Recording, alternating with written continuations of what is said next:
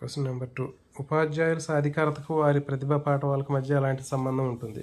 విడదీయరాని సంబంధం, తాత్కాలిక సంబంధం, సంబంధం లేదు, పరిమితమైన సంబంధం.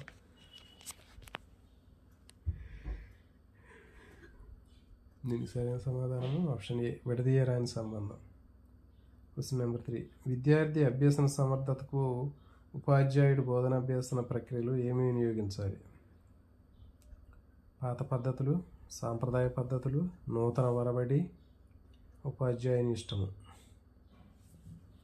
దీనికి సరైన సమాధానం నూతన వరబడిని ఉపయోగించాలి. విద్యార్థి అభ్యసన సమర్థతకు ఉపాధ్యాయుడు బోధనాభ్యసన ప్రక్రియలు నూతన వరబడిని ఉపయోగించాలి.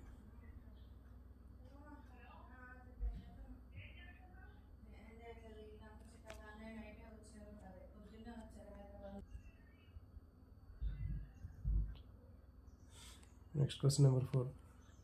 ఉపాధ్యాయుడు తన సొంత ఆలోచనలతో నూతన ప్రక్రియ ద్వారా దేన్ని సాధిస్తాడు?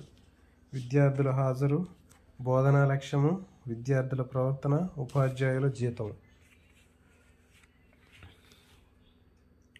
దీనికి సరైన సమాధానము ఆప్షన్ బి, బోధనా లక్ష్యం. ఉపాధ్యాయుడు తన సొంత ఆలోచనతో బోధనా లక్ష్యాన్ని సాధిస్తాడు.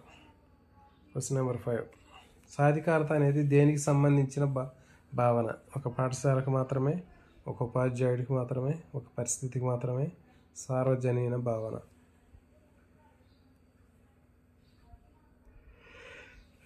దీనికి సరైన సమాధానము ఆప్షన్ డి, సార్వజనీన భావన, universal concept. Next question number 6. ఉపాధ్యాయుల సాధికారతను ప్రధానంగా ఎన్ని అంశాలు ప్రభావితం చేస్తాయి?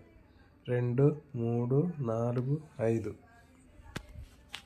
దీనికి సరైన సమాధానము ఆప్షన్ సి, 4. ఉపాధ్యాయుని సాధికారతను 4 అంశాలు ప్రభావితం చేస్తాయి. Question number 5. ఉపాధ్యాయుల సాధికారతను ప్రభావితం చేసే అంశాలు మొట్టమొదటిది ఏంటి?